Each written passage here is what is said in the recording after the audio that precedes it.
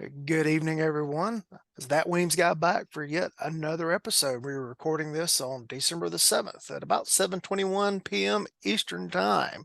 Uh, one of the things I have enjoyed about doing this show is a lot of the first generation firearms trainers listen to the episodes, and occasionally I get an email from one of them or a message or something says, "Hey, you should interview so and so." Well, Dave Spalding sends me a message one night, says, "You need to interview Randy Watt." And we were in a couple of Facebook groups together. So I'd seen your name, but I was like, let me Sure. Google Randy Watt. Yes, I need to interview Randy Watt. And so thank you to Dave for suggesting it. And sir, thank you for you coming on tonight. Well, what a pleasure. It's an honor to visit with you, Lee. All right. If you would, introduce yourself to the audience. Sure. Randy Watt, law enforcement, military background. I spent 36 years total with the Ogden Police Department in Ogden, Utah. And I spent 34 years active duty in National Guard time with the 19th Special Forces Group, including multiple trips to the war. Long time uh, firearms guy, trainer. Kind of came into the training realm when things were starting to expand, when it began to open up, and we began recognizing deficiencies in training and began looking for ways, means, and mechanisms to improve on things. I started my law enforcement career in August 27th of 1979. So that's how far back we're talking. And in the 80s, in those days, we were just, when I remember attending the academy and we were reading the book Officer Down Code 3 by Pierce Brooks, detective from LAPD, who investigated police shootings, and created that book. And he spoke of the 10 deadly errors, and we used to have those hanging on the walls in police departments.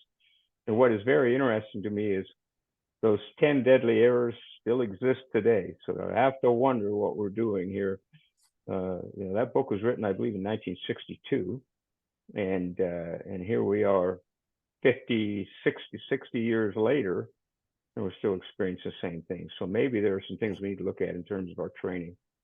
Influenced by a number of things. I was a very competitive martial artist for years. I still practice for my own, and traveled around the country, competing at different things, Long Beach Nationals, Diamond Nationals, those different kinds of things. So I was a natural to become an arrest control instructor and baton instructor department in mid 80s, and began to understand and grow in the importance of physiology and mindset, how the brain works. And over time, it kind of became a focus, and we just kind of became a little bit innovative in trying to get the best capable out of our people. And then when you combine that with, by that time, I was in the National Guard and Special Forces as an enlisted soldier and later as an officer. And Special Forces, Army Special Forces, was always out on the forefront of training and developing the best operators that they could. And so I was fortunate enough to be involved in a lot of different programs and training development programs and instructor development programs that kind of helped identify those things. So began to apply all that. Became heavily involved with the National Tactical Officers Association. Started teaching for them in 1995, and all the way up till the last couple of years, I've been heavily involved with them. A guy by the name of Steve Smith from Lenexa, Kansas, another SWAT guy with great renown. He and I created the IACP's SWAT training curriculum and section, ran that for quite a few years until IACP decided that practical training wasn't really in their realm, and they handed everything off to the NTOA. So I've been heavily involved in the training spectrum, the firearms spectrum for years. Was supported greatly by both the military and the department. So I got to go and train with a lot of what I consider to be impressive people. A number of them were connected to the special operations community, like Jerry Barnhart and Robbie Leatham, and a number of guys that were brought in to help improve the situations for operators and tactical capability, particularly in firearms and training. And it just seemed like I always stayed in the Midwest to the west. I never got over on the east side with some of those people that I really would have liked to have trained with. But I've you know, read and studied, and now with the internet, there is so much information out there that I've kind of vicariously been involved in training with them. There you go. I have spent one night in Ogden, Utah. I was making a cross country road trip, and Ogden is where I stopped one night. And went and got checked into the hotel, and decided it was supper time. And I had never been to an In-N-Out, and I've seen all the arguments about In-N-Out versus Whataburger and everything. And Mm-hmm. I was looking on my phone about stuff. There was an In-N-Out near my hotel. I said, well, I'm going there tonight so I can form an opinion, because I'd eaten at Whataburger on the way out. And so I leave my hotel and I drive past this very neat looking old building right there by the railroad tracks. Oh yeah, And I look Union at it Station. and I look and say, Yeah. wow, that's a nice looking building and everything. I go eat and I come by it. Well, last year I was part of a group that went to Utah to train with Larry Mudgett and Oh John yeah, Herm what a and great John. guy. Yeah, John Herm was part of that group, and he says, if we have time, we need to run up to Ogden and go to the John Moses Browning Museum. You betcha. And I got on, quickly reached over and Googled the man, and it was the building that I had driven by, going, It's in wow, the Union that's a neat Station. looking That's building. correct. And I drove Now, did right you see the past it. Browning? Did you see the Browning's car museum as well in the same building? I didn't see that, and I didn't actually Yeah, get the tour of the museum. But The Browning family had a hobby of antique of refurbishing old cars, and they have quite a collection there. The Browning Firearms Museum mhm, was there. The original John Moses Browning's original gun shop was actually on Kiesel Avenue. Well, actually, at first it was on 25th Street, which is the street that runs directly east from Union Station. And then they moved around the corner on Kiesel Avenue, and they were there for years. And then, back in 70s, early 70s, Browning's headquarters moved up to Morgan, Utah, just up the road about 20, 23 miles, and that's where their national headquarters were. And that was developed about the time they were bought by FN, if you remember back then when those things mhm, occurred. But Browning's home is Ogden, Utah. The Browning family were very famous members of the early community, and there's a lot of history there. A lot of testing and evaluation of Browning firearms happened in the nearby area at the defense depot and different military installations in Utah. And so there's great history there. Ogden was a railroad city. As you go mhm, a little further north, you have the Golden Spike. So Ogden's demographics are extremely different from the rest of the state, because 25th Street, the street you were on there by Union Station, had opium dens and Chinese laundries, and Ogden was the violent crime capital of Utah for a lot of years, until a new mayor and a very effective and brilliant chief of police decided in the late 90s that they were going to change the whole thing. They were going to rebrand the city, and they were going to make it. And we managed to do it. We're the fourth largest city in the state, mhm. but we're 10, 11, or 12 anymore in terms of crime rate. Cool. And you spent 32 years total with the police department there? 36 years Or total. I was 36, there yeah. 32 years, All right. and I retired as an assistant chief. 2 weeks after I retired, the best chief we ever had, or 2 months after I retired in 2011, the best chief we ever had walked into the mayor's office and retired. And another chief was chosen, and the department went in a direction that wasn't good for the department for about 5 years.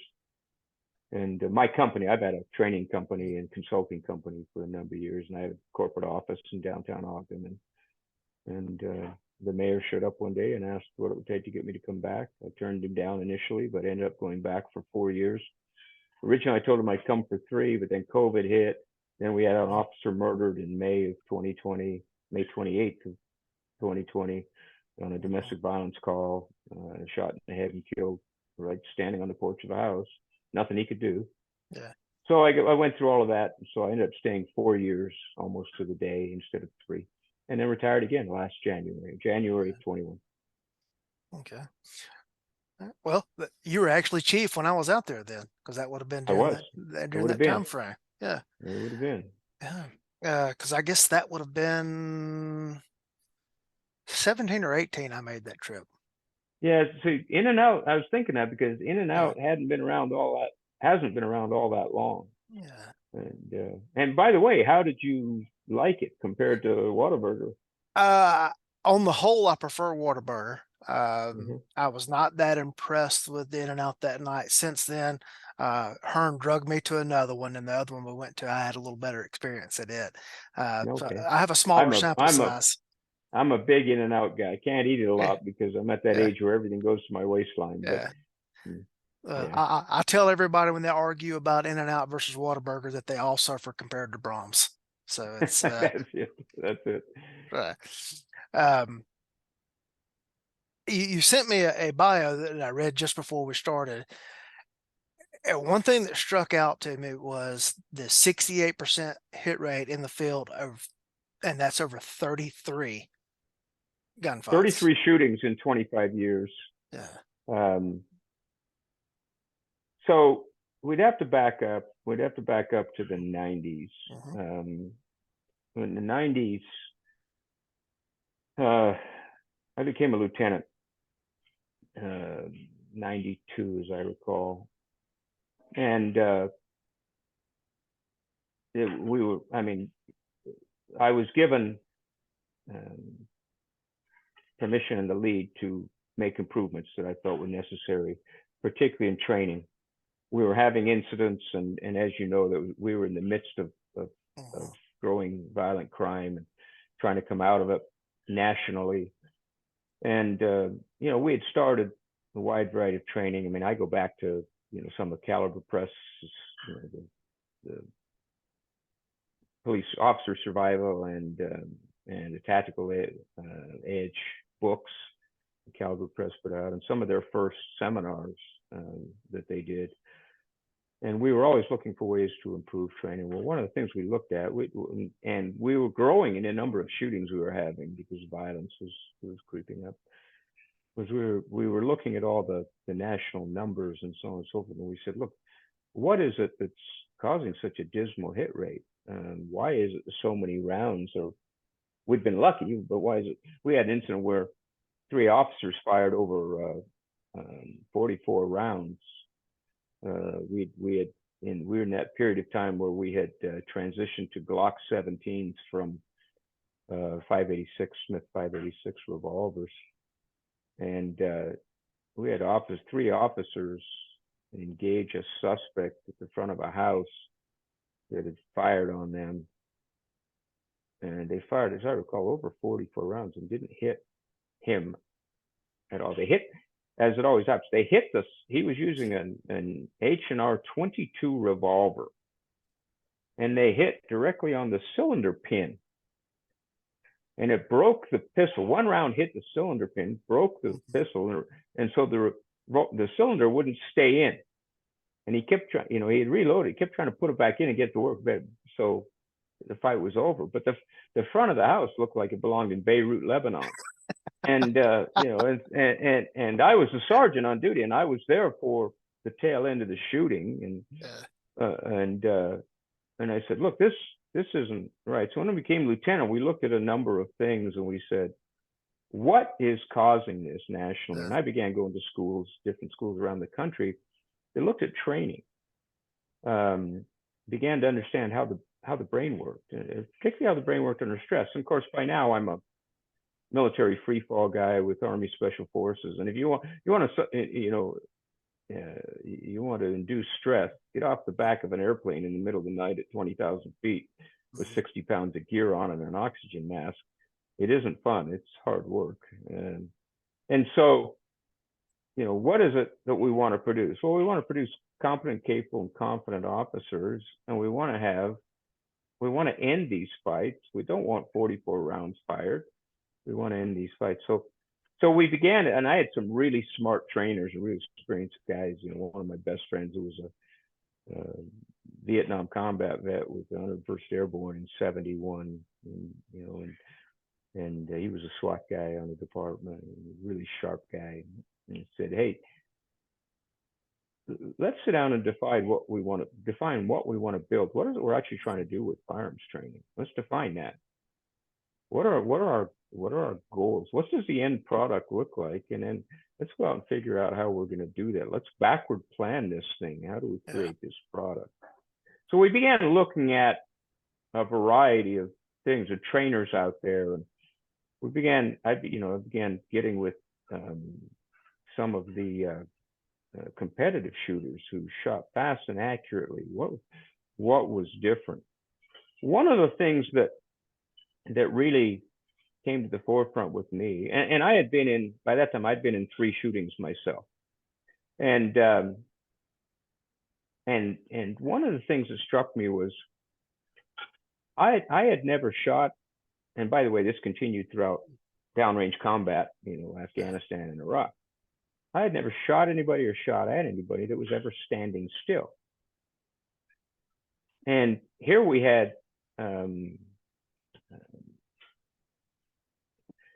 case in late 80s. I'm seeing it in my mind again. But anyway, they talked about a Court of Appeals judge spoke about what should be involved in a police firearms training unit if you're not going to be indifferent to training. Is that part Pow of it was Pow moving versus targets. Margate? That sounds right. That Yeah. sounds right. And what should be involved in moving targets, dim light, these kind of stuff. We had this case sitting out there, and yet nobody seemed to be following it anywhere in the country. So, and I had just recently met and become friends with Ken Murray. Ken had developed Simunitions, and he had developed that not from a fancy, high-speed paintball. Ken had studied the brain and the brain under stress. And he said, okay, we need to evoke the same type of emotional response in terms of stress, and we can do it through this tool. And according to his studies, the best tool to do that would be to trigger pain aversion. And so that was the beginning of Simunitions. So we said, well, it's hard to have live fire moving targets. Robots hadn't really come out. We built things that you pulled on a rope across the range, right? We began doing, all of these things and stressing this stuff and saying, okay, we want to reach a certain capability in terms of where our rounds go. And so we had to go back to the fundamentals. You had to go back to those 8 fundamentals of grip, stance, sight alignment, side picture, breathing control, trigger press, follow through, and recovery. You had to go back to designing a program that actually built those things. The other thing I found was this, and I heard this puts it in the best light. But one of the things that I had always looked at was, I was always asking why. Why do we do that? Well, so-and-so told us. Okay, but why? Well, and so, and I was at a training seminar, oh man, this was back late 80s, early 90s.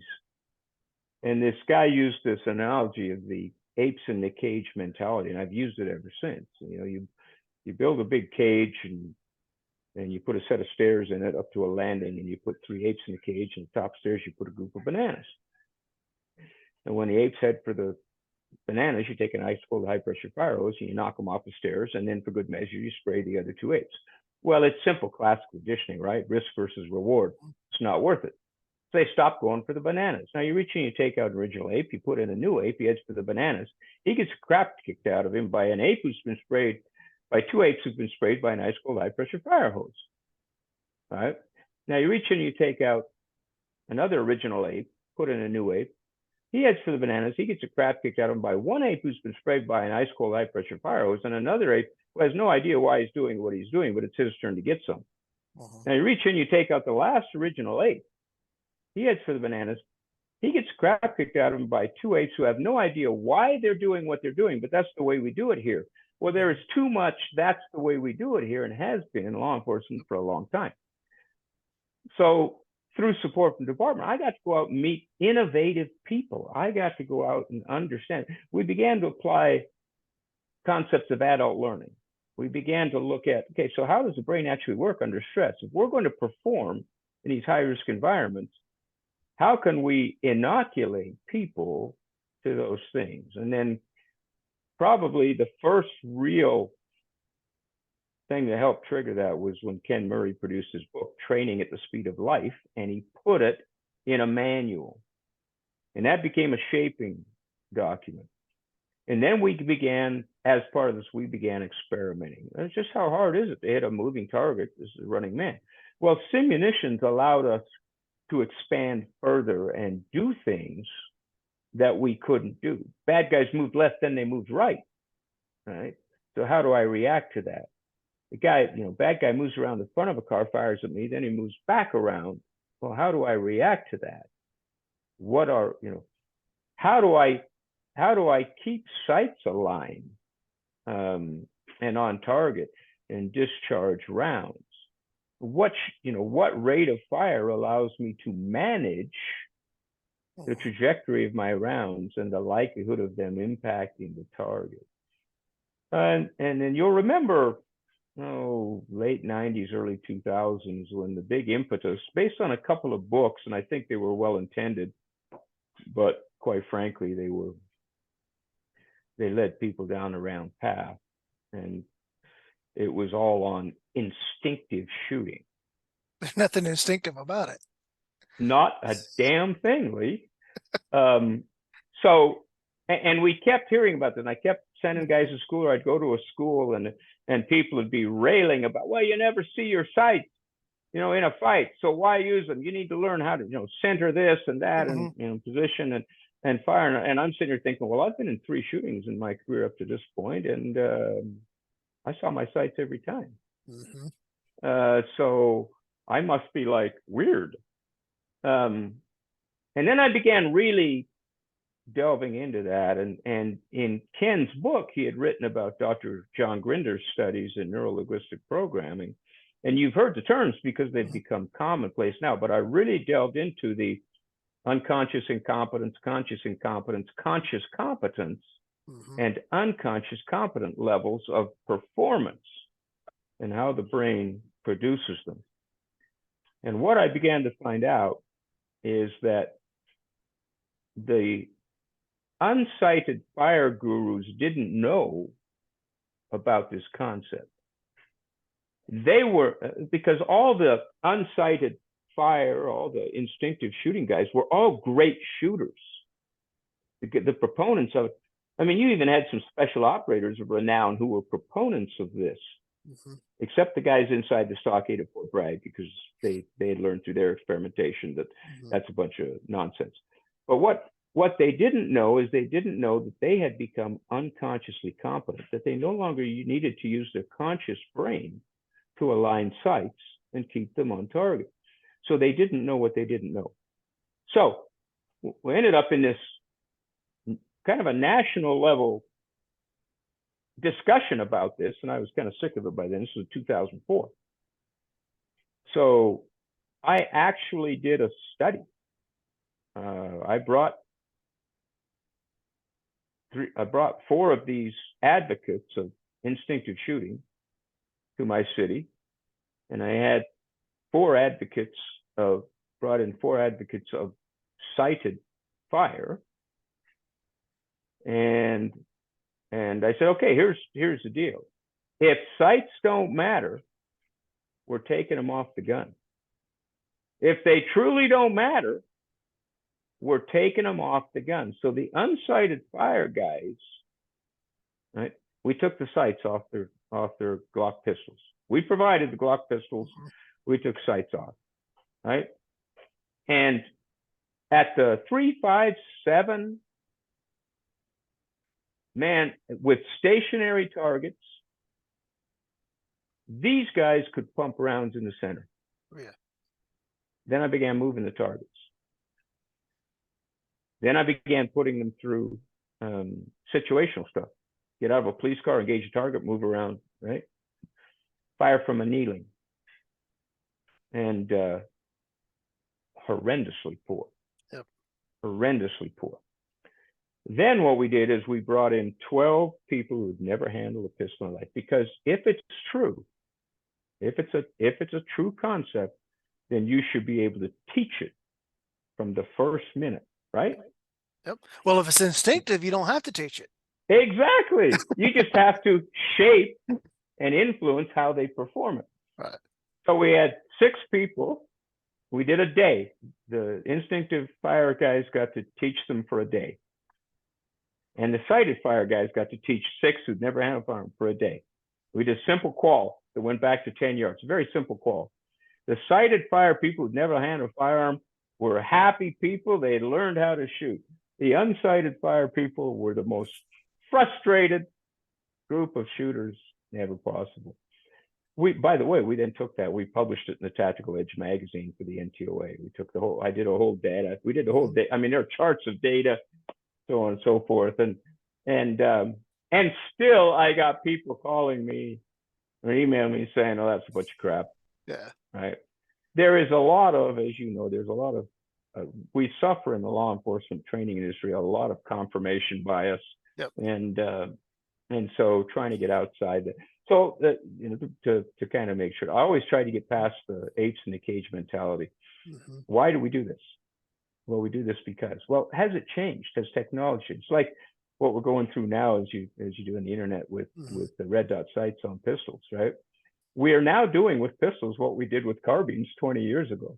We're now improving incredible accuracy and hit rates and so on and so forth. And yet there are still this large society of deniers out there. Now, granted, a red dot sight does not correct a crappy presentation. It doesn't do it. Right. Interesting study by LASD. I don't know if you know Randy Tweedy out at Los Angeles Sheriff's Department. I don't know him, but I'm familiar with him. Yeah, phenomenal guy. If you ever get a chance to talk to Randy, LASD and LAPD, the 2 firearms unit, did a 2.5-year study on red dot sights. It's tremendous data, tremendous information. Mm-hmm.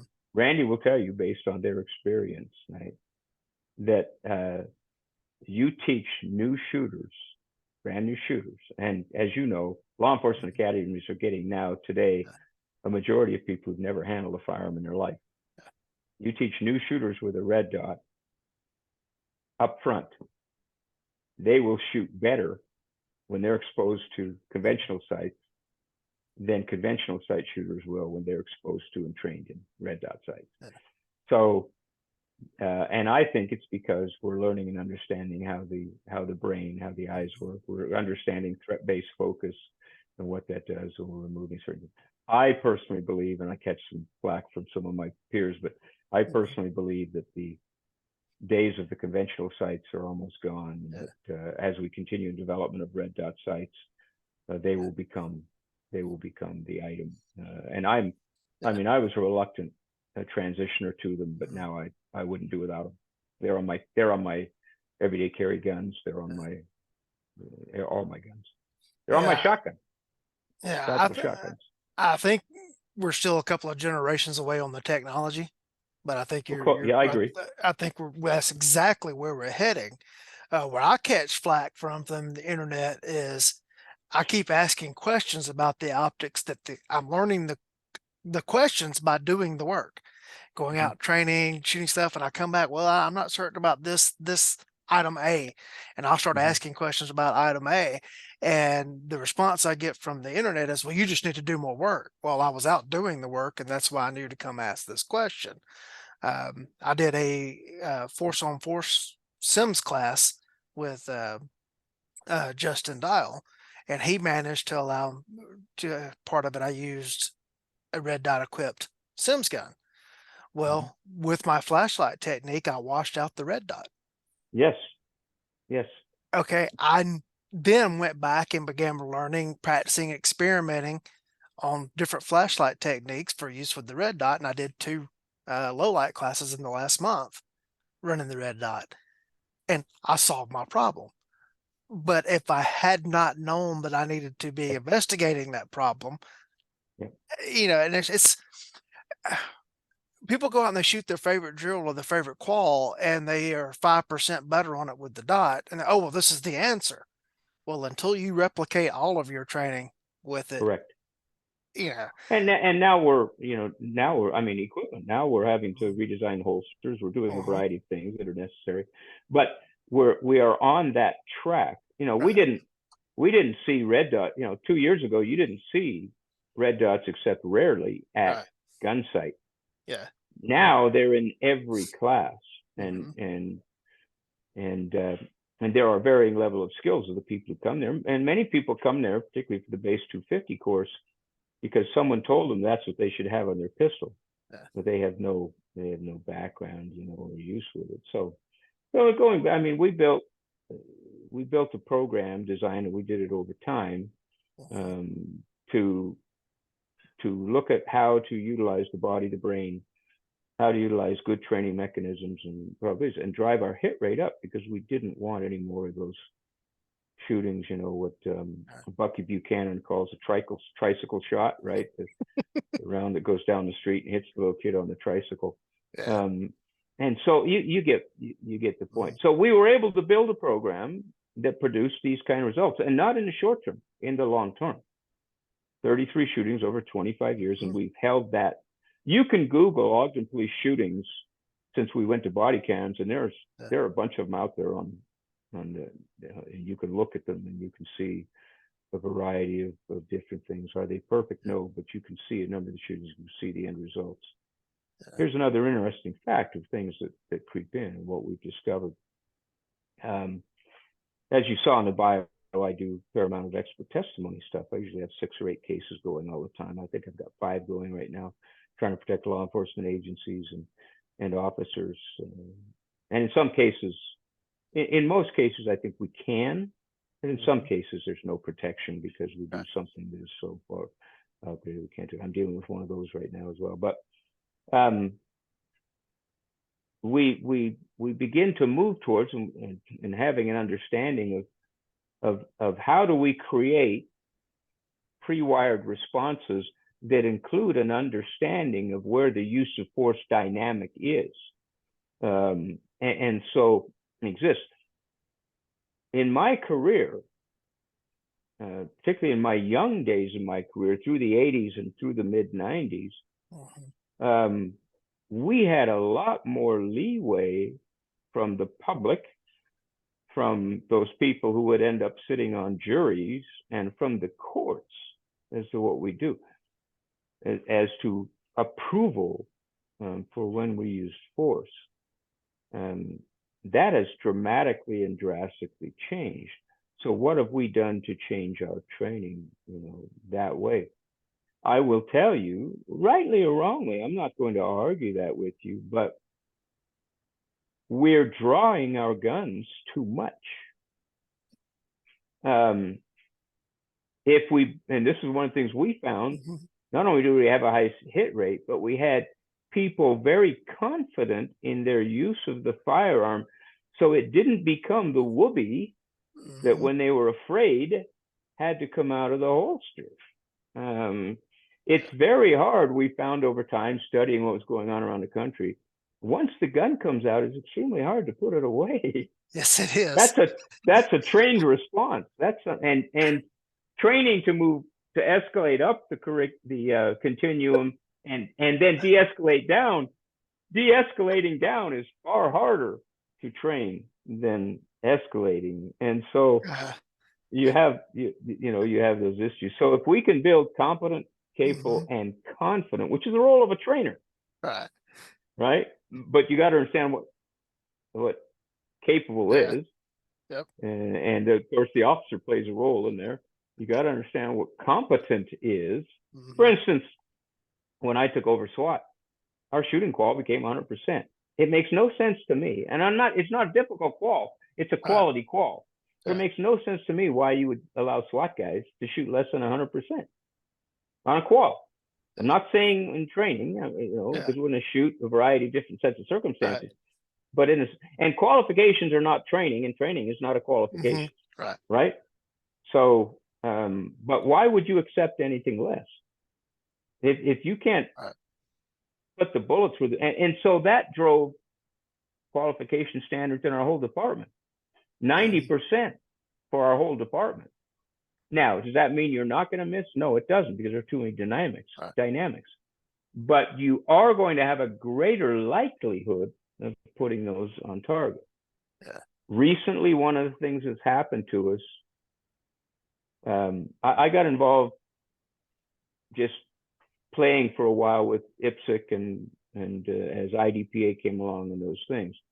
One of the things that struck me, and it was more a thing of time and desire and money and, you know, competing with raising a family and working SWAT in a very active city and doing what we did. But one of the things that struck me was there were always rules to conform to. And those rules impacted techniques. So the techniques and procedures for being involved in an actual shooting when there are no rules actually built training scars. You could see some of those training scars. And so how do we develop, beyond that? Competitive shooters shoot fast and they shoot well. Mm-hmm. So over this evolution of time, what we began to see, and we see it more and more, it's happening very heavily today, at least in what I'm seeing, is the use of a shot clock as a measure of performance, speed, right? And one of the mantras that I'm pushing and trying to get people to understand is I don't want you to shoot rapidly. I want you to shoot deliberately. Yes. Every shot, and you've heard that from Dave Spalding, but every shot is a choice. Every break of that trigger is a choice, and the sights are aligned where the sight's supposed to be, and the conditions downrange still entitled me to use deadly force. So we began to experiment with what is that speed, because split times are a big deal. I can get my split times down to about 0.16, but where am I, and still be accurate, 10 yards and in. But where is my concentration? Where is my brain doing that? It's right here. I have to concentrate on the trigger. One of the things that I developed as I teach around the country in foreign countries, and there's one thing that developed with targets was, all right, you don't know when that target's going to turn, but my instruction to you is I want you to draw and shoot as many rounds as rapid as you can into that target while that target constitutes a threat. And, we've got a lot of good, fast shooters in law enforcement. And your firearms trainers, tend to be those level, at least of the more significant agencies. They don't know how long and I'm using, my facility is a state-of-the-art facility here with Action Targets, because Action Targets is in Provo, just down the road. But so I turn the target. They don't know how long it's going to be there. And their goal was to shoot as many rounds as they could. Well, invariably, the target would edge, and they would get 2 to 3 more rounds off that would go into, right? Yep. And I'd say, okay, you just fired 2 or 3 tricycle rounds. Well, that's not fair, Chief. I said, no, but here's what I want you to do. Here were your split times. Your split time was 0.21. Now, here's what I want you to do. I want to shift this. I want you to listen to my instruction. And now I want you to shoot at a rate that allows you to do what I just asked you to do. And invariably, that rate is still reasonably quick. Invariably, it's around 0.4, 0.5, right?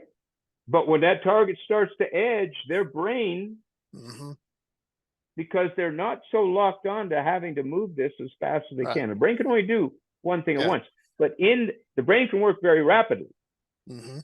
So in that gap of 0.40 trigger presses or 2 per second, their brain is reading the target, which is what I want them to do. And when it turns away, they stop firing. Starts to turn away, they stop firing. So Dave Spalding told me about a study that LAPD did that said that very in depth on this, that said that rate of fire was very consistent with what we had discovered. It was around 0.4. However, so I called up George Ryan, who's the Sergeant 2 at LAPD's firearms unit, and said, hey, George, I want to copy this study. And he said, what? We didn't do that study. So I called Randy Tweedy over at LASD and said, hey, Randy, was it your? No. So now I got to go ask Dave. All right, Dave, think back, who had this study, because I'd like to see it in paper. So here's the thing to me, is I'm trying to talk police departments to stop using clocks as a measure of performance, and start to use it as a measure of improvement within the constraints of their training program. Yes, it can show me where I'm improving, Mhm. Yes, it can show. And when I'm combining accuracy and speed, finding that balance, but while still reading the targets, Yep. uh, well, still, then I'm producing it. What's that? It's that kind of thinking and innovation over time that allowed us to build a department that has a Right. really significant good hit ratio with a low miss ratio. Yeah. Um, and we don't have a situation like New York does, where they fire a Mhm. bunch of rounds and hit 7 bystanders and don't hit the suspect. Yep. Um, so yeah, that's kind of the point. Yeah. I had a flashback moment as you were saying that when you talk about us drawing the pistol is one thing, trying to holster it is another. Correct. I remember in the academy, we had one of our trainers was an old been there, done that Vietnam veteran, and his name was Lieutenant Tyson. And he always had this toothpick rolling around in his mouth. And I was sitting in the break room one day at lunch, and asked one of those rookie questions, Lieutenant Tyson, how will I know when to draw my pistol? And he rolled a toothpick from one side of his mouth to the other and took it out. And he said, Weems, don't worry about that. Just get good at drawing the pistol. Times you'll need it, it'll be there. Mm-hmm. And so I spent a lot of time on trying to perfect my presentation from the holster. Now, my agency was issuing the old Safari Land 070, which is a true Sure. triple retention holster, not what they get called level 3 now. That was an Yes, actual yes. true triple retention holster. Wasn't And that fun? yeah, um, I think my best documented ever presentation from it was a 1.14. So I was pretty pleased with that 114 out of it. Um, yeah, spent a lot of time working on that. I remember the very first time I drew the gun for real in the field, and it automatically just magically appeared in my hands, and I'm pointing it at the suspect, and I go, "Wow, Lieutenant Tyson was right." Hey, and I, snap my brain back to what I was dealing with. Without But any conscious thought, right? right in a Unconscious competence. Mm-hmm. in another situation, uh, I got the brain signal that I needed my pistol, and I drew my pistol with that same level of confidence. But all of a sudden, the situation changed, and I did not have justification to use deadly force. But I still had this pistol in my hand, and I Right. had to go hands on. And trying to get a pistol back into a Safari Land 070 and locked in so that it doesn't come out when we end up on the ground fighting. Now these guys with the ALS holsters, you shove it in and it locks into the ejection port and you're done. Trying to get that thing snapped in one Oh handed, boy. one of those, Oh is boy. a completely different story.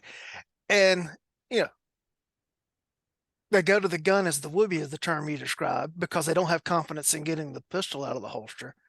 And Right. now it's out here and it's not their gun anymore, it's our gun. Right. And, that just rang so many bells. Um, you also mentioned being a risk and control tactics instructor and your martial arts background. So I want to kind of tie into that for a second too. Is not only is it lack of confidence in the firearm skill, there's a lack of confidence in the physical defensive tactics skills.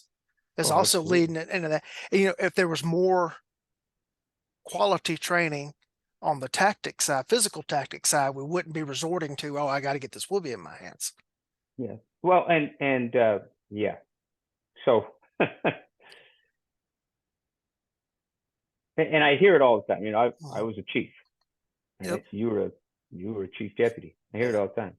We don't get enough training. You don't give us enough training. You don't spend enough money on us. Hmm. Those kinds of things. Um, we know for a fact that we're going to fight more people than we're going to shoot. Yep. So that would kind of program you, wouldn't you? If you were a guy, and I'm not very big. I'm 5'6", weigh 155 pounds, soaking wet. Um, I entered law enforcement when there were height requirements and Yeah. size requirements, and they waived them on me. I just got Hmm. lucky. Um, and so and we fought a lot more people in the 80s and late Yeah. 70s and 80s. Like I said, I heard in 79, and we fought a lot more people. Um, but we had several things going for us. One, we being an active city police department, you were very rarely by yourself. right? And if there was any type of call that might lead, there'd be you and a backup, and there were Mhm. always another third or fourth guy or a Yeah. canine that was swinging by. Yeah. And so if something started, we had a very simple technique that won most of the time called the swarming technique. And it's pretty hard for for any guy, any suspect to really Yeah. fight two or three cops who are landing on him, Yep. and he's trying to throw fists, right? But but every now and then you got, like I did one night, got stuck in a backyard with a guy, and it was him and Yeah. me. And Yep. and so being a battle dwarf, I I had developed some skills. Well, I had done that because I'd started the martial arts at 12 years old. I wrestled all the way up through my first 2 years of college, just simply because that was, part of my life, and I Mhm. continued it on. But the thing I began to see was this, and particularly as we developed better people, was the people who were comfortable fighters didn't get in very many fights, Right. right? They had a presence about them, and they didn't need to. Mhm. They didn't exude fear; they exuded confidence. Yep. And And then the next thing we know is that you're going to dialogue with more people to try to talk them out of violence than you're going to fight. Mhm. So shooting is the little bit, fighting is a little bigger, and talking is the big part. Those are all skill sets. Yep. So what are we doing organizationally? It's one of the things I did as chief is, going back to, more modern forms of verbal judo, and getting people into my department who taught how to use language and verbiage and expressions and different things to try and calm people, and then how to fight. So I came back as chief, and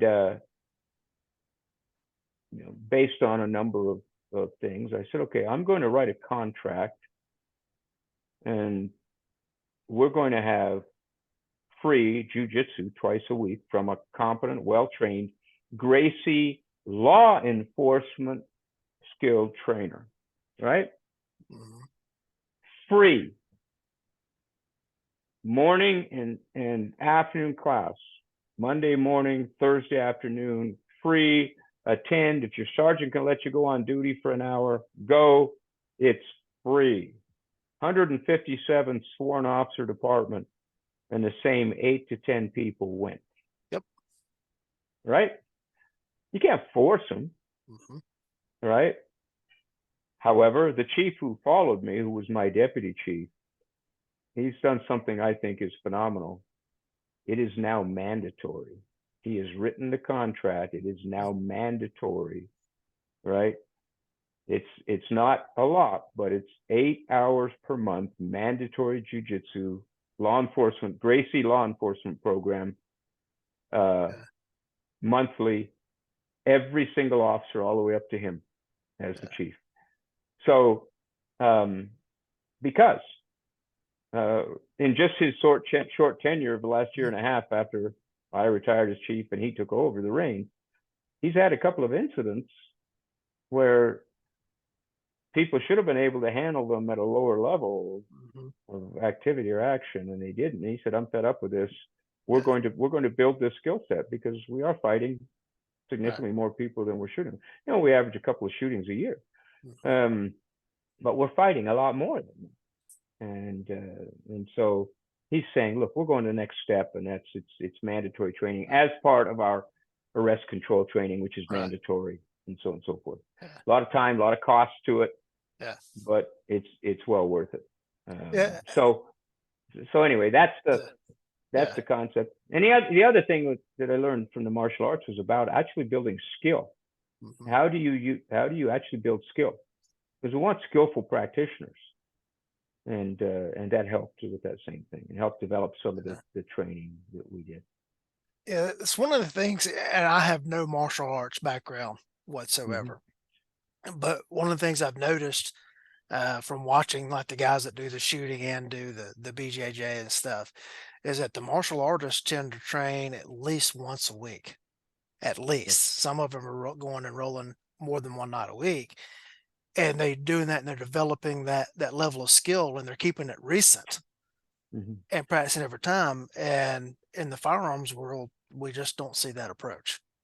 Yeah. And it Tell you just something else. that we've learned. Mm-hmm. And I think we're headed on a great track with virtual reality and how to Mm-hmm. build skilled shooters, Yeah. even skilled fighters. I think virtual reality is going to allow us to build um, some higher level skills in those areas. Right.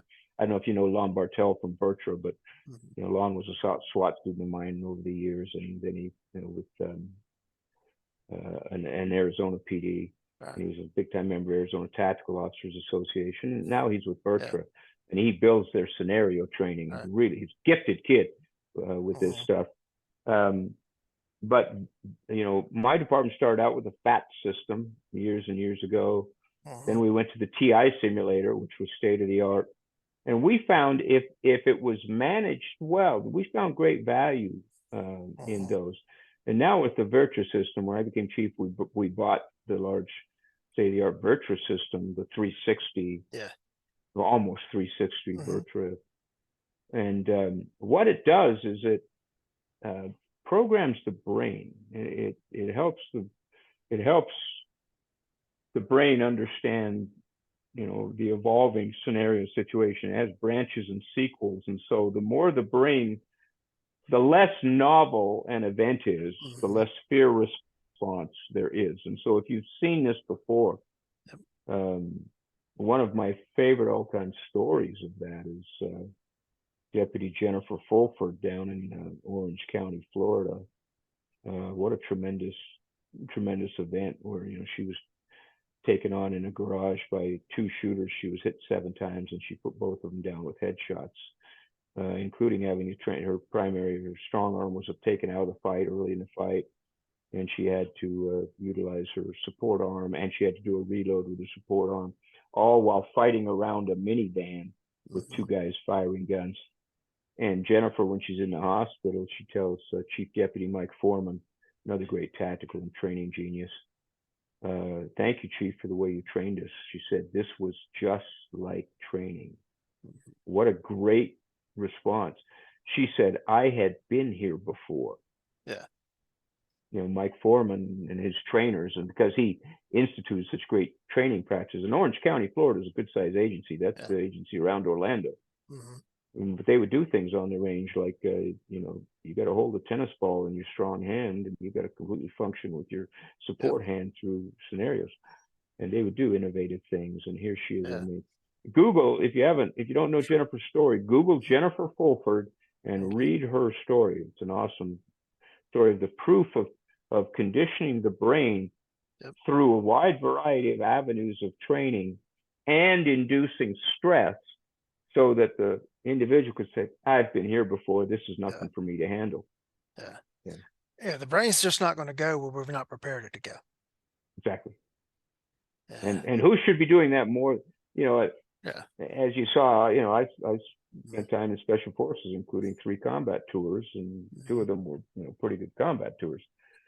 And we get a lot of input and good input, Mm-hmm. from military trainers. But I can tell you firsthand, those circumstances and situations are not law enforcement based, Right. right? They are not. Now, Mm-hmm. these guys are great shooters, and so Mike Pannone and some of these guys, Pat McNamara, I know them, and I respect them, and I love to train with them. And, I saw that you trained with Paul Howe. I just Mm-hmm. think the world of Paul. And Paul is one of those who has made the transition to Yeah. our environment. Yeah. Right? He has taken what he knows that he's transitioned over, and I think his long relationship with Texas Tactical Officers Association helped Mm-hmm. facilitate that. But there are underlying foundational principles and concepts that truly only law enforcement quality trainers can Right. invoke or utilize. So you can get great training, but you can also get inadvertently steered in directions and activities. Right. You just have to be careful of that. Yeah. Not being negative about military trainers. I am one. But you just have to be careful about that, because the foundations underneath military combat and the activities involved are very different than the foundation of a one-on-one gunfight or a two-on-one Yeah. gunfight for law enforcement. Yeah, and that and the legalities are different as well. Yeah, I mean, every operation I went on in Afghanistan and Iraq, published as part of the orders were the rules of engagement, and they changed Mhm. based on the situation. There was a time when any male dressed a certain way was to be engaged, dressed a certain way. Okay, any male with a weapon. Well, everybody out there carried weapons. They carried them to defend their families. They carried them to defend their herds. They carried them. Mhm. Banditry was a big deal. Uh, So, did we know what the intent? This guy Right, had means and opportunity, but did he have intent? If you right, don't have those three things, you shouldn't have an engagement, right? right. Means, opportunity, and intent. Mhm. Well, I don't know what his intentions are. Maybe I should attempt to understand those a little more. And yes, sometimes that means you got to accept a little incoming fire before you respond. But in the military, we do that, and we train for that. We train how to Mhm. create those things. In law enforcement, we don't have rules of engagement. We have laws and policies, and those Right, are pretty set and are not to be mhm. violated. Right. As a trainer in the modern era, there's we train our people when we talk about the liabilities involved in our events, and we're teaching officer survival. We're teaching officers how to survive these events. What we're not doing well is teaching them how to survive the aftermath, how to go through a lawsuit, how to Mhm. go through an investigation. We're not teaching them preventive measures in terms of tactics and techniques that will allow them to survive the aftermath Yep. at a higher and more comfortable level. Mhm. I don't think in training we've caught up to that. And I Right. see this as an expert, during depositions and the few trials that we ever get to, because the trials are very few Yeah. in expert testimony work. But I see this in officers. I handled a case that finally settled, but for Detroit Police Department for a SWAT shooting that went 8.5 years through the system. And the officers had to live for 8.5 years under the stress of repeated Yep. depositions and new attorneys and judges' rulings and suppression Mhm. hearings that were 2 years apart. So how do we prepare Mhm. our officers for those kinds of things? Well, we directly impact that, by the way, through our training, what we Yep. teach them in the field about their performance. Yep. And actually training them what that aftermath is going to be like so that they will Mm-hmm. prepare their mind to go for it and deal with it. Um, we had a deputy involved in a shooting early on in my tenure as chief deputy, and yeah, basically the shooting's over. It's a clear cut, no questions whatsoever on the justification end of it and everything. Deputy says he's okay. Well, all right then, go back to work. And I didn't deal with some of the other stuff, and a Correct. couple down some other stuff started to Yeah. to to filter in, and so yeah, when the second deputy I had get involved in a shooting, I had just done training on we had just revamped our use of force policy, and I train part of the training on that was what our procedures were going to be in the post shooting investigation. Correct. And other than the training that I've done on that for my agency, I've been in this January will be 24 years. I'd never received that training. Right.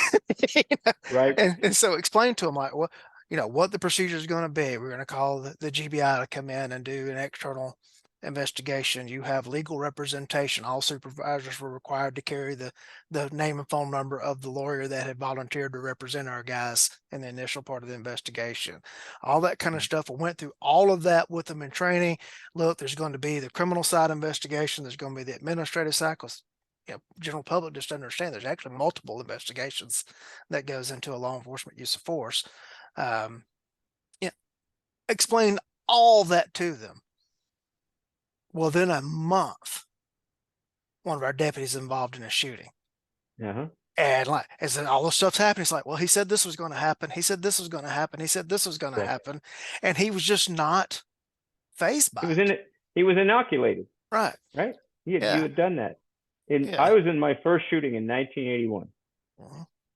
The shooting review consisted of me writing 2 paragraphs on a memorandum to the chief's office, Mhm. right? And the chief reading it, slapping me on the back, saying "good job," and I was back to work the next day. Yeah. Now, that's not the way to handle Right. it. We know that now. But in Right. those days, that's all the scrutiny it was going to get, Mhm. right? I mean, this is a time 1981. We're not that far removed from Tennessee versus Garner, Right. right? We're not that removed from some of these watershed cases that we're so we're evolving and we're learning. Mhm. And what we do now and what we know, and we've got great people out there that help us.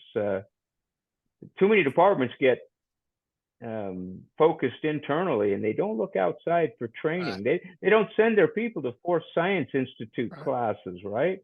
Right. And they don't go to they don't send their trainers to liability classes and Mhm. help them know exactly what's going to happen. They don't send. We really lack, I think, industry wide in true instructor development training. Right. How do we pick our firearms trainer? Well, this guy's a really good shooter. Well, man, he can be the best shooter there is, but does that mean he's a good coach? Does it mean he's a Right. good trainer?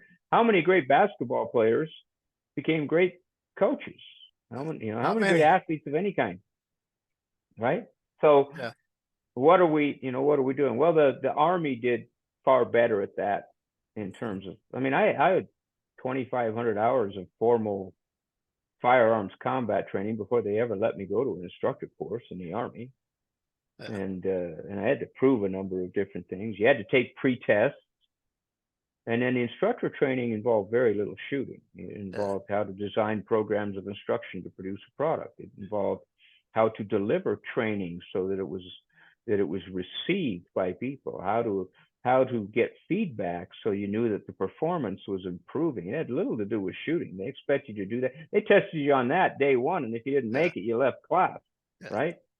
And how much of that do we do in law enforcement? Well, of course, a lot of it is because we really can't. We don't have the sizes of agencies. We don't have the Mhm. money. We don't have the time. But I will also tell you this: that innovative chiefs can get a lot more done than they think they can. Yeah. Wayne Dobbs was the first person I've heard say it this way, so I'm going to paraphrase Wayne, and I don't know if it's an original statement from him. But law enforcement's one of those things where we send someone to a 2-week school and then they come back and they're the expert. Yeah. And I remember going to my first firearms instructor school in 2003, and they handed me a piece of paper at the end of it and that said I was a firearms instructor. And Right. I come back to the agency and they were like, so and so is in the academy on a Friday and failed his qual. He gets to shoot again on Monday. And if he doesn't pass on Monday, they're going to kick him out of the academy. You've got the weekend to fix him. Yeah. And I was like, well, I know how to say stop jerking the trigger and how to grade his target. That's all they taught me at firearms instructor school. Right. And somehow you get them up to an 80, on the state Yeah. quality and get them through.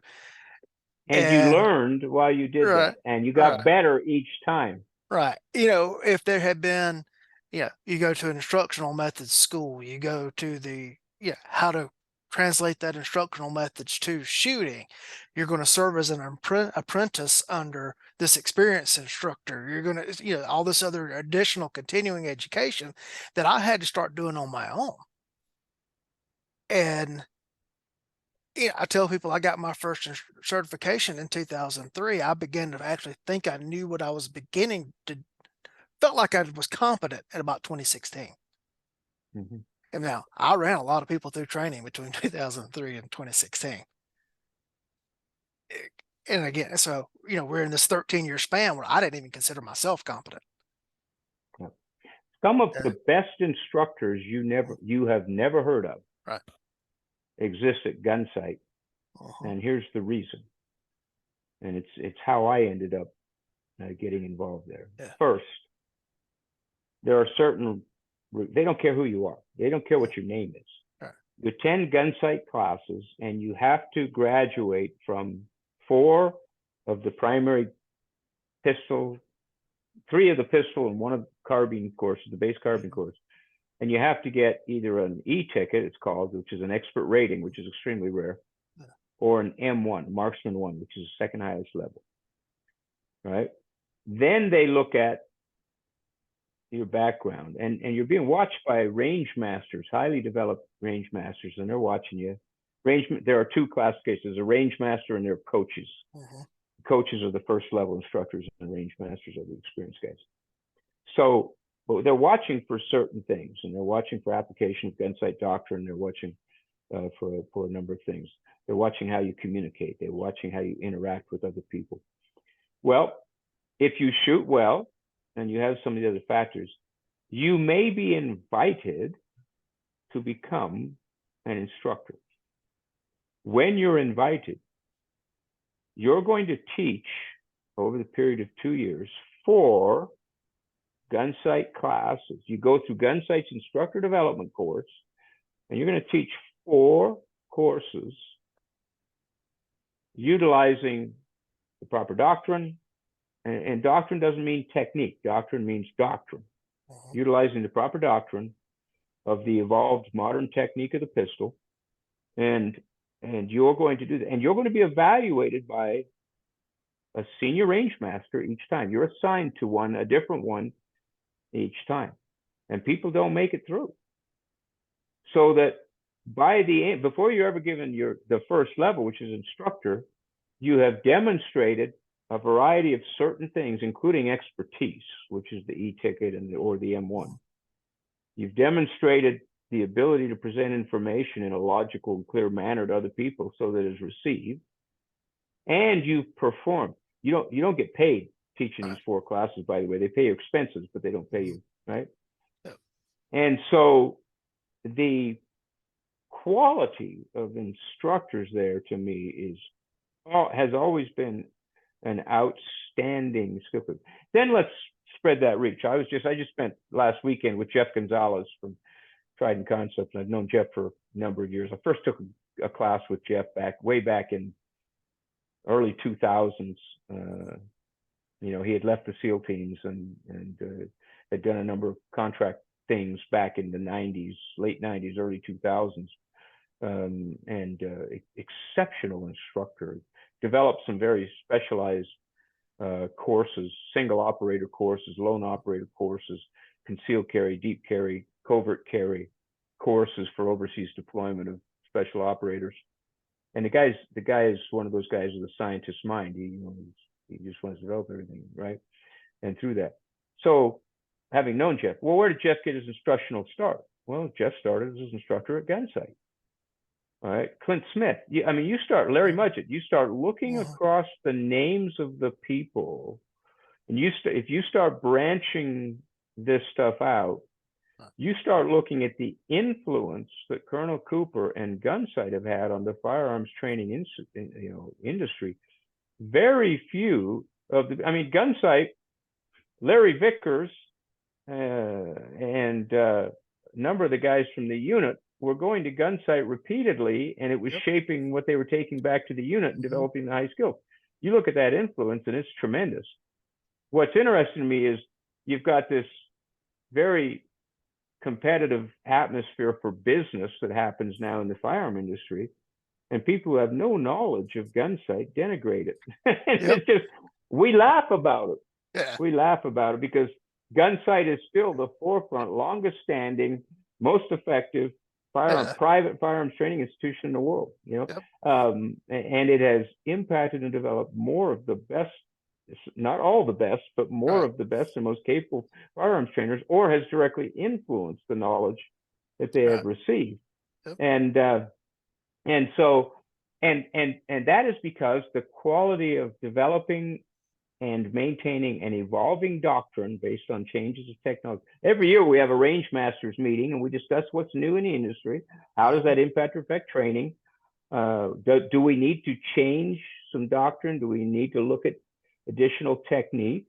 Yep. We now have basic and advanced pistol classes optics only because Yep. that's where it's happened. So we've got instructors who have become very well versed and trained on red dot sites and all the issues related to it. So anyway, you get the point. Yeah. And then of course you get on the internet, which you so smartly avoid, and just it's just amazing, the pettiness and the arguments. The truth is in the performance. That's all there is to it. Yeah, it's the more I study this stuff, the more I'm amazed at how much of it Colonel Cooper just somehow divined decades ago. And Yes. like we've Yeah. gone through how many decades of and now we have the technology to see things that we weren't able to see back then. Yeah, because back then it was rare for a shooting incident Yes. to actually be on video. Now Yes. it's rare for one not to be on video. Uh, and we have all the scientific testing data. We know more about how the brain works.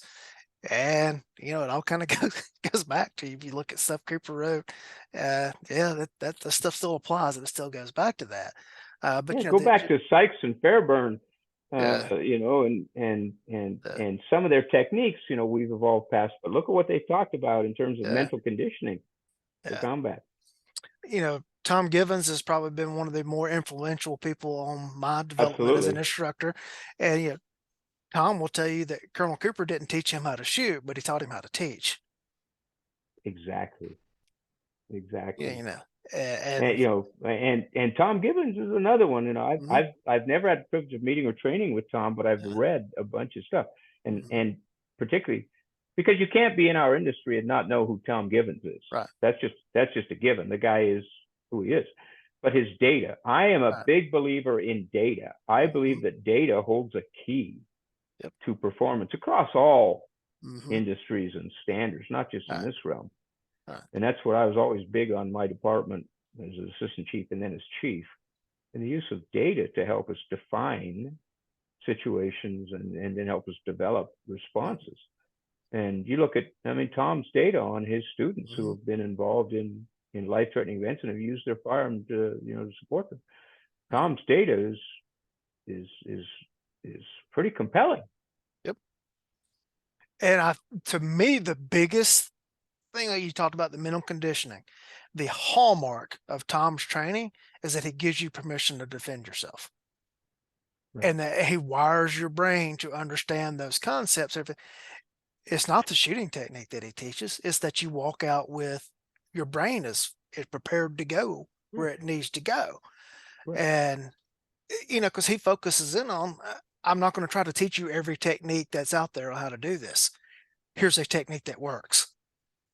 But if you do a technique that works other than what he's teaching you, he doesn't come running over. No, no, no, no, that's not our system. That's not how you do this. Right. Well, the results are there, but you need to understand all this about what's going to happen when you walk out into the parking lot tonight. If the bullets are going in the right place Hmm. and the standards of performance are being met, Right, do I really care about the technique with which right. it's delivered? If the shooting decision making, which is the big piece, Hmm. is there as a component of that and it supports the development and delivery of that force legally, ethically, and Hmm. morally, what am I supposed to find fault with? Right. And that's the value of people like Tom and others, Masad Ayub and some of the others who have looked across a variety of things, experienced a variety of things, and others whom we don't know, Right. who are doing the same thing and having tremendous effect in their areas on creating quality people. I train more civilians now than I train cops and soldiers. I still do some of that, but I train more civilians. I do more instructor development stuff for cops than I do. It involves some shooting, of course, it has to, but Hmm. I love training civilians on Right. their inherent right to self-defense and the use of the Second Amendment was part of that grand inspired Hmm. document provided to us by God, as far as I'm concerned. What are the similarities and the differences that you see from training cops to training the armed citizen? Well, the citizenry are far more appreciative of you. that's a, that's one thing. You and I both know Yeah. how ugly in-service training can be. Hmm. But they're very appreciative of it.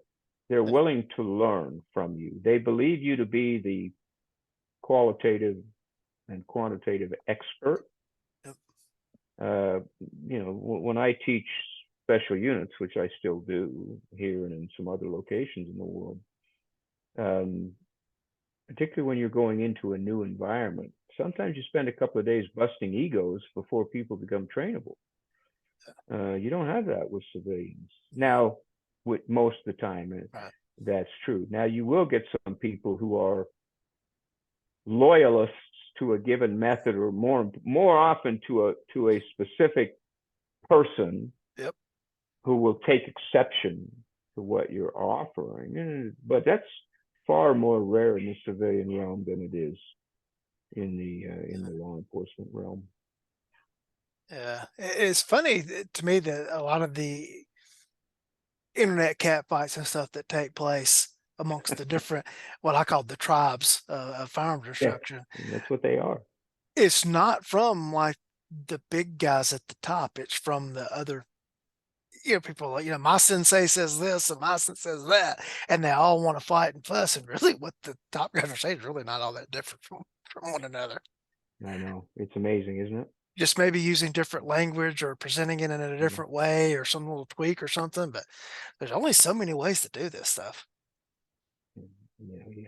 Your little finger should do this in your Yeah. primary grip, and oh, Yeah. really? Yeah. Okay. Yeah. You shouldn't, like you Yeah.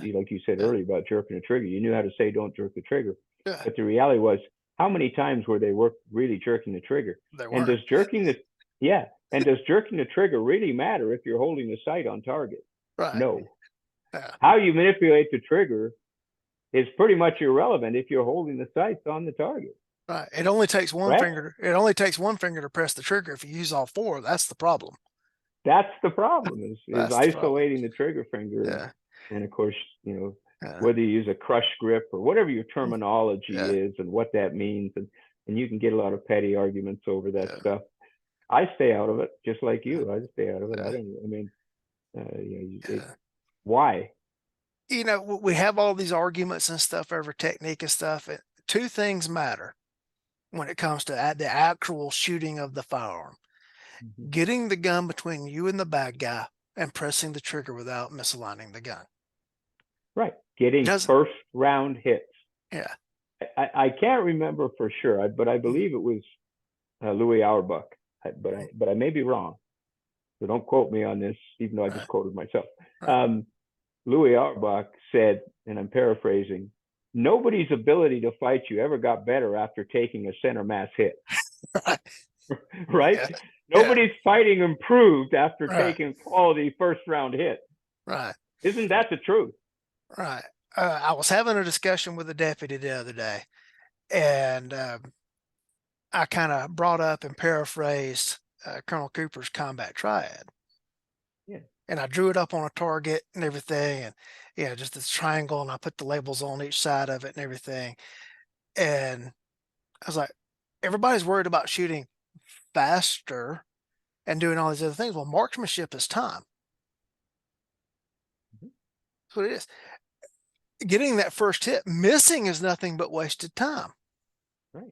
Exactly right. So you got to get the gun out and get the hit. The shot doesn't, how fast it took to make the shot's not the big deciding factor. It's whether or not you got the hit is the factor.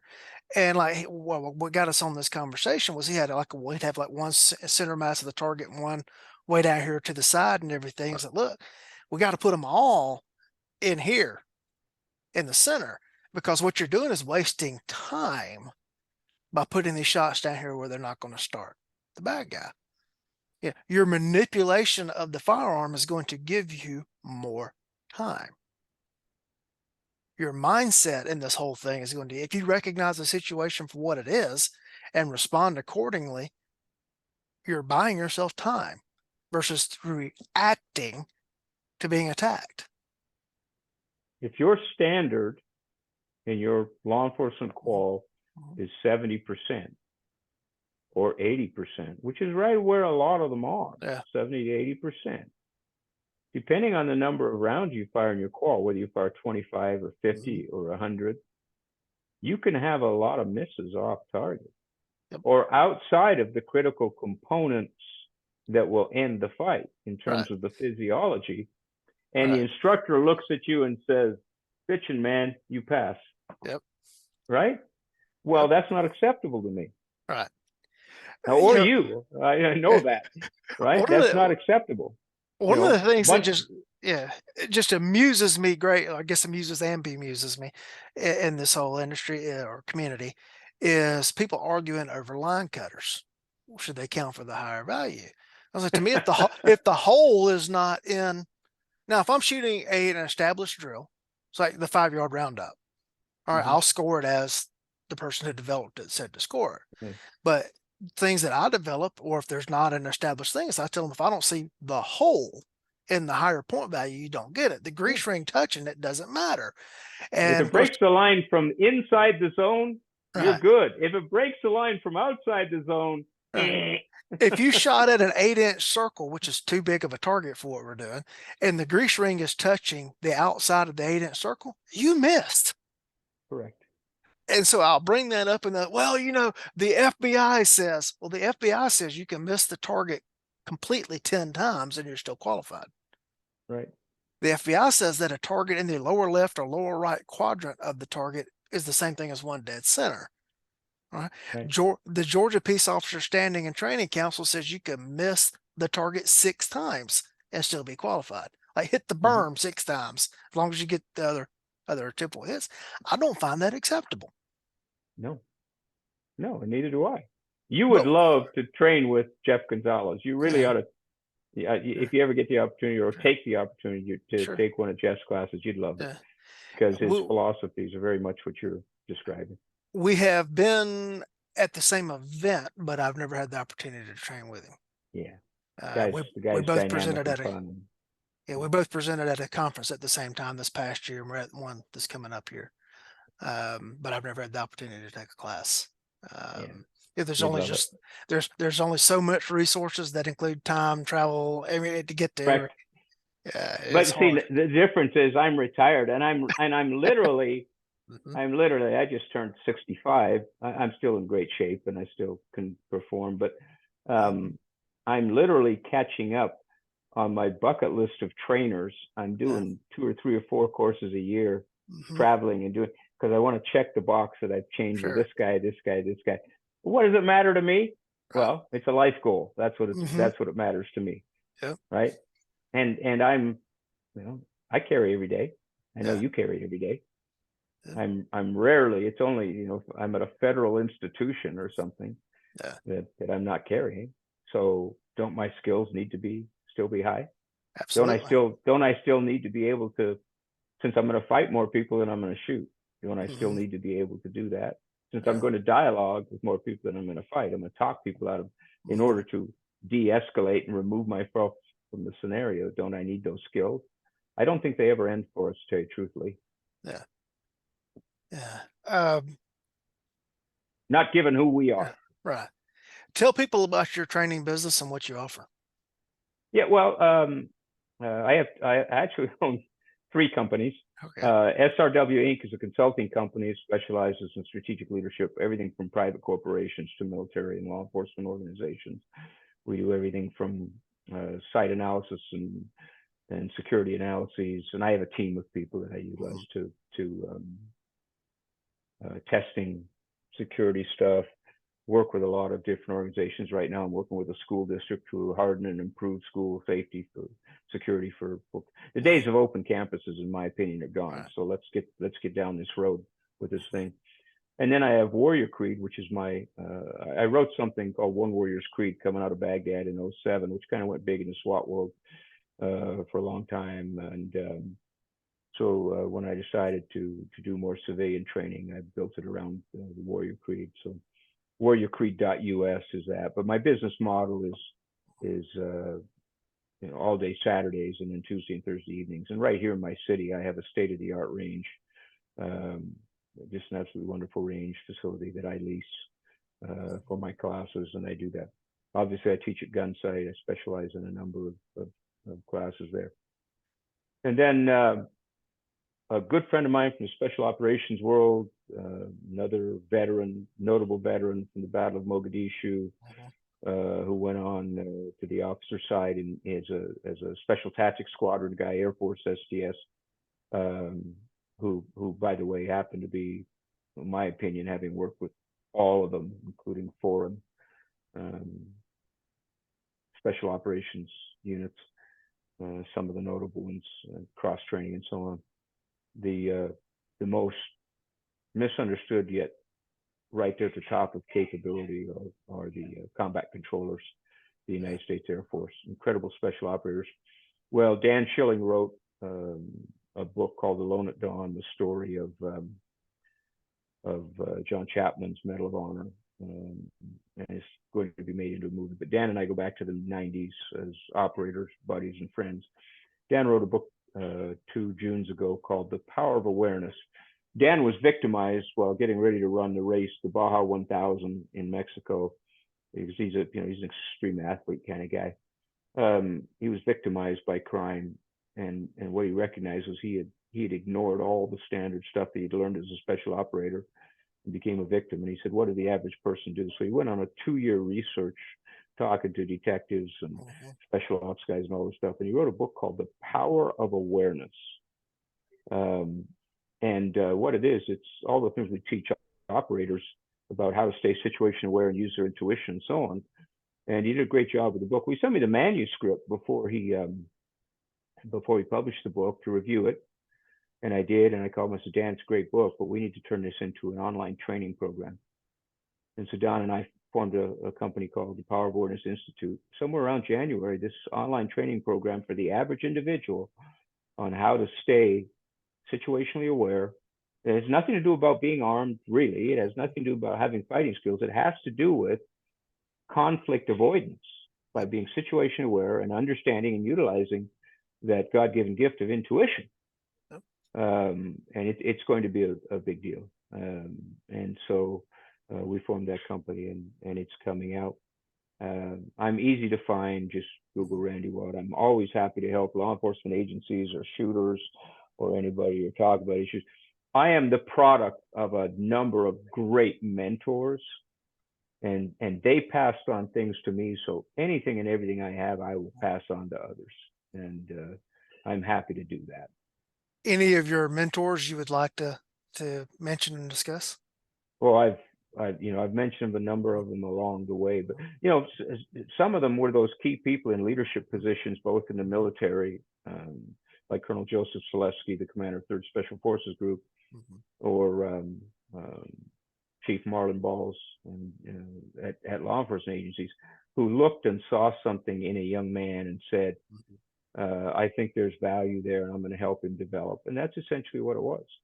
Um, in terms of the firearms industry, man, there's just too many to really Yeah. get into. I've taken so much from all of them, but I will tell you that it's my opinion, and I have read. I think it's everything Colonel Cooper has ever written. The guy was astoundingly brilliant man and a Mhm. scholar. He's a Stanford scholar, um, and he is truly the father of the modern pistol technique. Mhm. And he truly is the guru. We call him the guru of firearms, and I think I've already mentioned why. I mean, there's very little that hasn't been influenced. He started IPSC, for heaven's Mhm. sake, founded it, and so I think he's passed away a number of years ago, but I think significant accolades should always be given at all times to Lieutenant Colonel Jeff Cooper. Yep. There you go. Anything related to our conversation tonight that you would like to bring up that I failed to ask you about? No, not really. Happy to talk anytime, and I will tell you that I appreciate what you're doing. I think the Thank you. fact that we're dialoguing, that we're causing discussion, that through a vehicle like yours, we're causing discussion when we're talking about these things. A long time ago, someone said somewhere that a smart man learns from his mistake, and a wise man learns from the mistake of others. I think if we could get more people to think like that, They listen to the speakers that you put out there and present. I think there's a lot of wisdom that can be gained and maybe some mistakes that won't occur. So thank you for what you're doing. Well, thank you. Thank you. I had a little reminder today. Was dealing with a case, not a big deal case, and I get a phone call from someone in the family uh, of the suspect, and they're not happy with the fact that their family member is the suspect in a criminal Mm, case, and they start trying to get me into an argument. right. And there was lots of time, large part of my life, I lived under this impression that if I could just say one more logical thing, I would convince them that I was right and to come around to my side. I didn't win many of those arguments. And it's been a battle that I've had to fight with myself that, you know what, you just don't have to have the argument. And this guy kept on, and sir, I'm not going to have an argument with you. I'm not going to have a debate with you. This is what it is. You're not going to agree with me, and I'm not Yeah, going to agree with you. right. So let's just leave it here, Yeah, right? yeah, and and it just goes back. It was a fight that I was able to avoid. Right. And of course, then he does the age-old threat. Well, you'll hear from my lawyer. So yeah, okay. you know, for all the citizens out there, threatening the cop that you're going to call your lawyer isn't that big of a threat. Yeah. We hear it all the time. Yeah. And but it's just if we choose not to engage in the fight, if we choose to avoid the fight, that's better than actually being in the fight. Jeff Gonzalez asks, when it comes down to Mhm. carrying use of force, what are you willing to go to jail for? Yeah. Have you defined your actions, your activity? What are you willing to go to jail for? Is it logic and reason based, or Mhm. is it ego based? Right. Keep your ego in check. A lot Or of emotion. officers could learn from that. Yeah. Well, Or emotion is the emotionally. enemy Yeah. of logic and reason. Yeah. So why would you respond emotionally? Yeah. You have to. Good, capable people have the ability to Mhm. step back from the emotion and make sound, logical decisions. Yeah. I teach a class on the legalities of using deadly force. And one of the topics we discuss is that it's not acceptable to use deadly force over property. If they're taking your stuff and running away with it, it's not acceptable legally to use deadly force to stop them. And you get a lot of people that their emotional reaction to that was, "You mean I just have to let them go with my stuff?" Yes, yes, you do. So Because I if tell you, my civilian students there are three questions you have to come to grips with. Mhm. All right. The first is, can I shoot? That's the legal. Do you know the legal word for word? Have you memorized the statute sufficient that you can look at a situation and say, yes, this meets Mhm. that standard? Right. The next question is, should I shoot? That's the ethical. Given the situation, is there another resolution? Yes, I can legally shoot, but is this the right resolution for this at this time? And the third question is one of the most difficult for most people, and very few really truly think about it. And that is the question, will I shoot? That's the moral question. Do I have the ability to take the life of another individual? Am I comfortable and capable of dealing with that in my head? Yeah. Can I shoot? The legal. Should Mhm. I shoot? The ethical. And will I shoot? The moral.